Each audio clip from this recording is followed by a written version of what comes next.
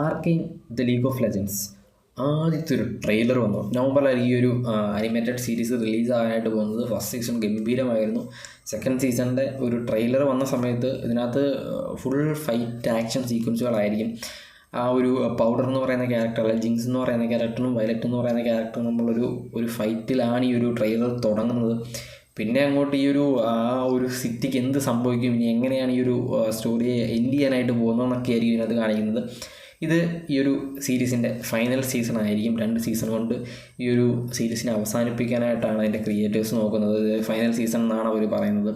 എന്തായാലും first season വെച്ച് compare ചെയ്യണമെങ്കിൽ ഈ ഒരു സെക്കൻഡ് സീസൺ റിലീസാണോ. ഫസ്റ്റ് സീസൺ അതിഗംഭീരമായിരുന്നു. ടോപ്പ് റേറ്റിങ്ങിൽ 9.9 ഒക്കെ കിട്ടിയൊരു സീരീസാണ്.